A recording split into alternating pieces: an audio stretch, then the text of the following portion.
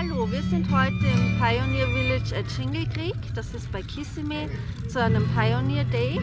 Das heißt, es gibt heute Live-Musik und Aussteller und wir werden uns jetzt einfach mal einen Schritt in die Vergangenheit versetzen lassen und hier das alles genießen. Ich wünsche euch viel Spaß beim Zuschauen. Ciao!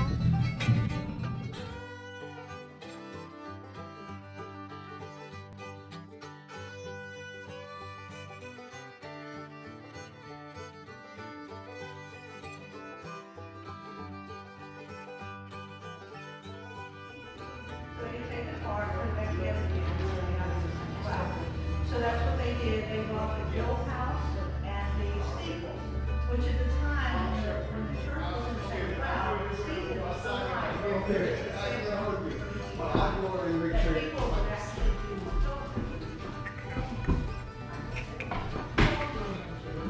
to the church because it's the steeple. But they took the steeple and the Jill house and moved it to a manors on Florida Avenue in St. Cloud.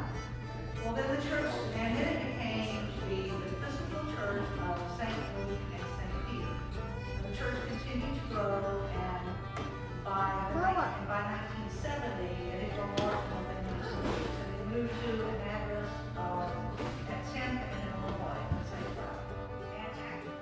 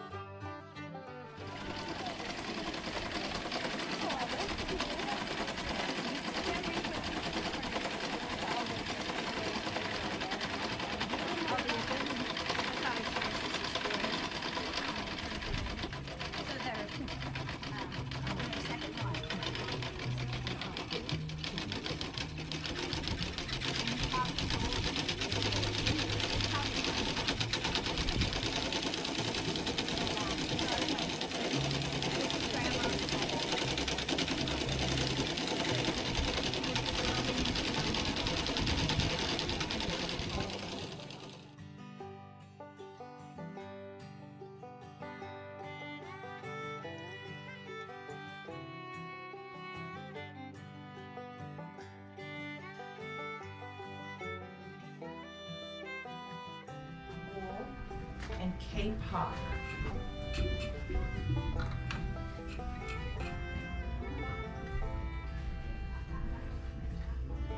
I was so busy doing a bunch of other stuff, I didn't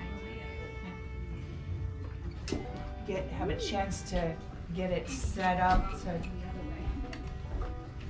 you have to set it up.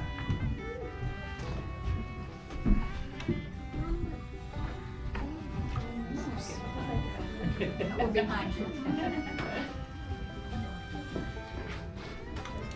The tension is not right yet, you guys. I'm sorry. Oh, that's okay. I'm I sorry. I interrupted everything you were doing and asked you to spin.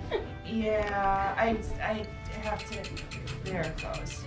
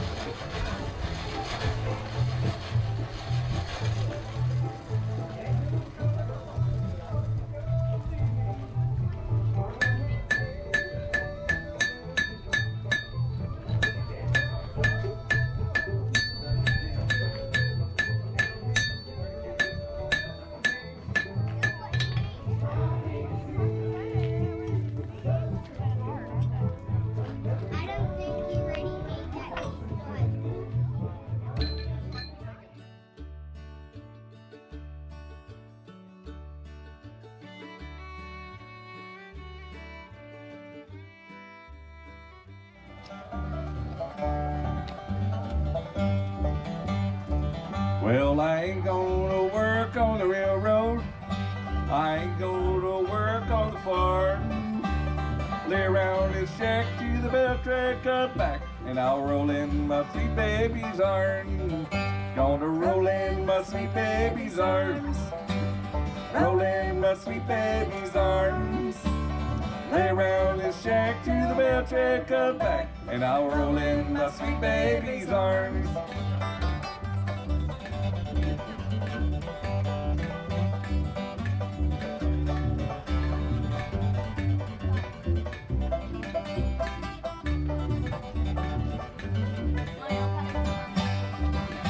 Well, where were you last Friday night? Why, I was lying in jail, walking the streets with 8 other men, wouldn't even go my bail. Gonna roll in my sweet baby's arms. Gonna roll in my sweet baby's arms. Lay around this shack to the bell track cut back, and I'll roll in my sweet baby's arms.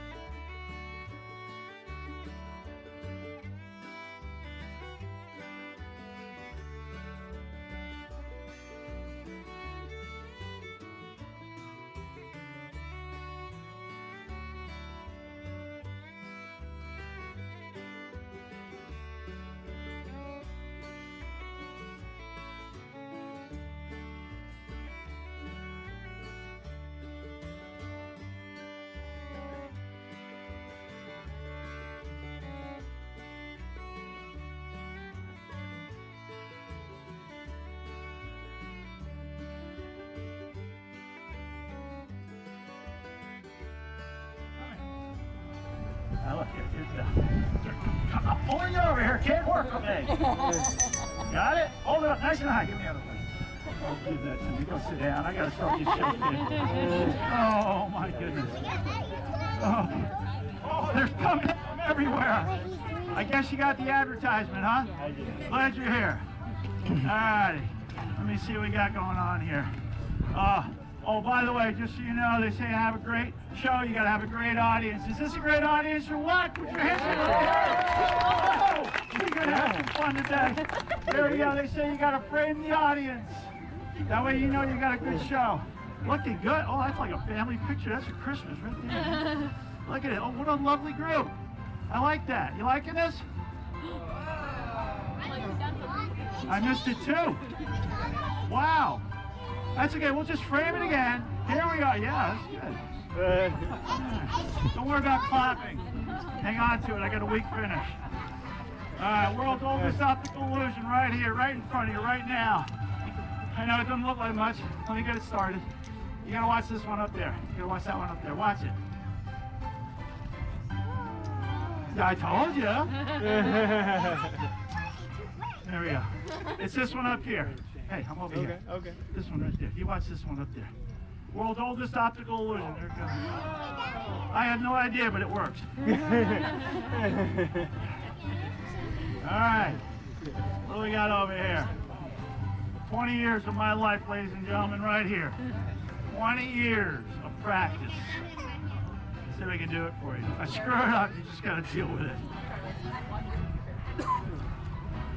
I'm getting it. I'm working on it. Looks good, huh? Looks good from the back, like a red wave. There it goes. All right. Would you like to see the slow motion? Yeah. All right, I'll do it. Here we go. Slow motion, folks.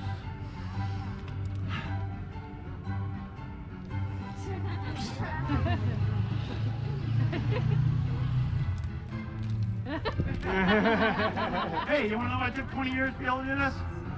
I'll let you know a little secret. That's how long it took to tie them all together. That's right. We're not on that. You, sir. I have something in my hand. Yes. It is something you have never, ever, ever, ever seen in your life before. And when we're done, you will never, ever, ever see it again. Okay. Think carefully before you answer. Do you have any idea what is in my hand? Your palm? No. Oh, wait, really? Oh. Well, I mean, I got something in here besides the palm. You give up? I give up. Okay. I got one of these. I know, for most of you, it looks like an ordinary peanut, correct? That's not the thing. What the thing is that you've never, ever, ever seen before in your life is what's in that peanut. The kernel. You've never seen that kernel of peanut ever in your life. I've never seen that specific kernel. That's correct. I told you, what you see, you'll never see it again. That's a good point, yeah.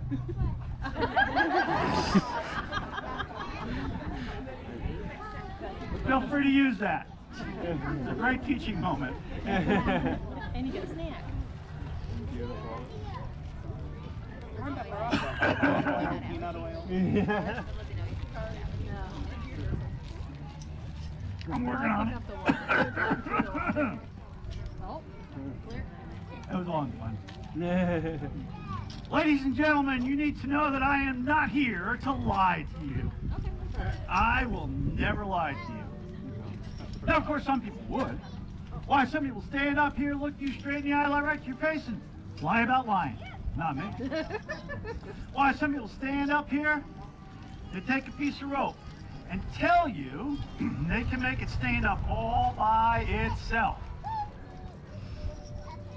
And then they lie to you.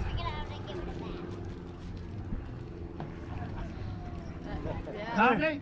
If I tell you I can make a piece of rope stand up all by itself, I can make a piece of rope stand up all by itself. I will never lie to you. Ladies and gentlemen, allow me to introduce myself. I am Professor Phineas T. Mortimer, and no, I am not a university professor. I do not have a BS. I do not have an MS, and I certainly do not have an elemental PhD. Don't need it. Now, we know what BS stands for. MS means more of the same, and PhD, well, that simply means piled higher and deeper. Now, I gave up on the halls of academia for a higher purpose, and that was to share with the world my wonderful product, Professor Mortimer's amazing miracle elixir, the finest medicinal panacea ever created, famously known everywhere, east and west of the Mississippi. Ladies and gentlemen, I have traveled this fine land of ours for years, spreading the wonderful news about my all-natural remedy. Folks from all over this land know me and love me. Why, just last month, the sheriff of Oklahoma, Florida, put a big ad in the paper wanting to know the minute I set foot in his town again. Why, some of the mayor's city fathers all have had me as their honored guest for weeks, and sometimes months at a time. So beloved is my product. Well, ladies and gentlemen, our time together is about over, and I surely trust you will remember Professor Mortimer's amazing miracle elixir medicinal panacea. I must say, it's been a pleasure being here at Shingle Creek today. I thank you. I surely hope you're getting in all of the activities. Enjoy yourselves for the rest of the day. And by the way, call your friends, tell them to come on over. We got one more show at 1 o'clock. Thank you very much. You've been wonderful. Thank you.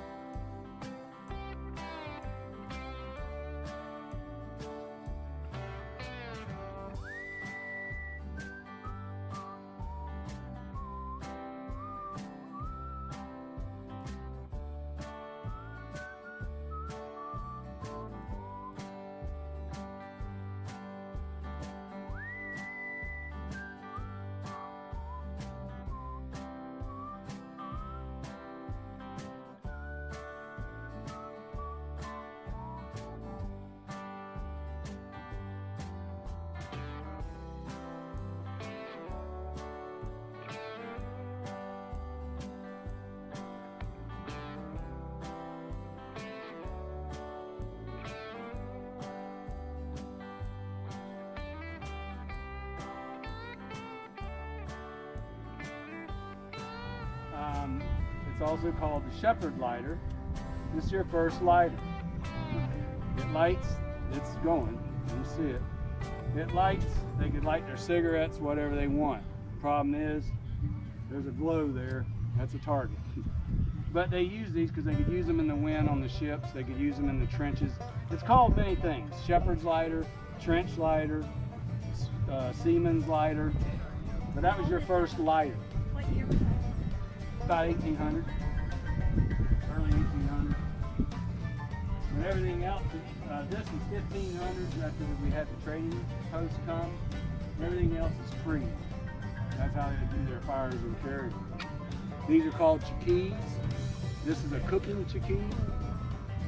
Those back there is what they live on. These would have tables all the way across on the backs. They would have their fruit and their meat up there, preparing it and cooking it. They made their own bark buckets. They would soak bark, fold it up, make a bucket for carrying their things. They could even carry their arrows and stuff. They were farmers. They would grow canteen gourds. They grow like this.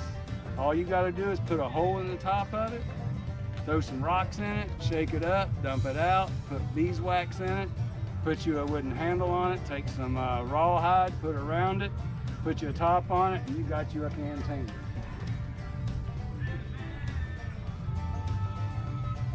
The symbol of a fire starter is the spider, water spider.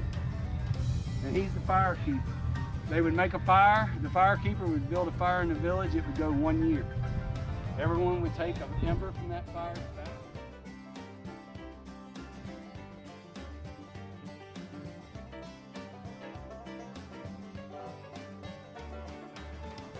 English and French.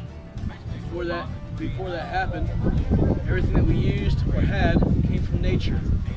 Shell, stone, bone, wood, and leather.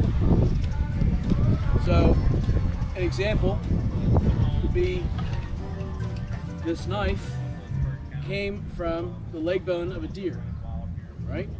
Simply broken with a rock and then rubbed on that rock to make sharp. Another knife made from the jawbone of an alligator. Or half of a megalodon tooth, a dinosaur shark. Another one made from a Florida flint called shirt, this down here. The handle made from the antler of the deer, attached using sinew. Anyone ever heard of sinew? Know what it is? Ligament. What's that? Like ligament? Tendon. It's what held the muscle to the bone. And this is some deer sinew here. Harvest it off the animal, set it off to the side, and let it dry. And you tie your tool together, soak it in water, work it back and forth, it becomes very stringy. Tie your tool together, when it dries, it's like rawhide, it shrinks and gets tighter. I like your shirt, by the way. Another stone tool.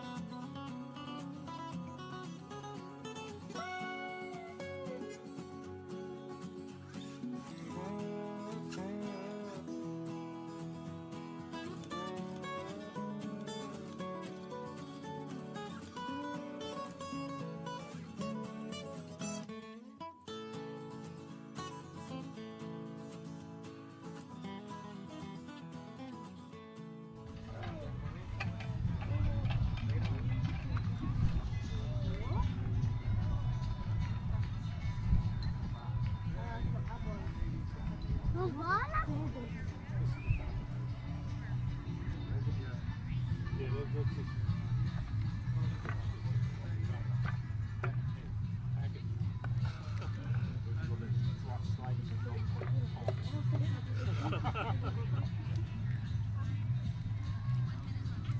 a minute 15 to go.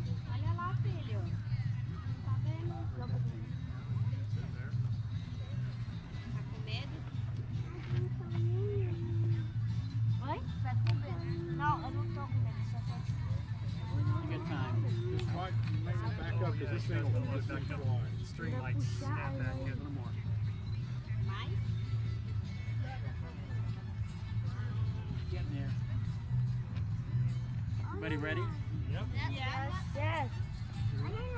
Calma, ó, vai tirar, olha.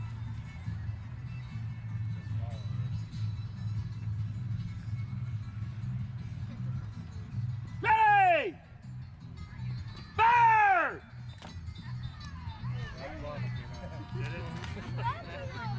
Boy, I didn't even hear that. Did you hear that at all? Drama.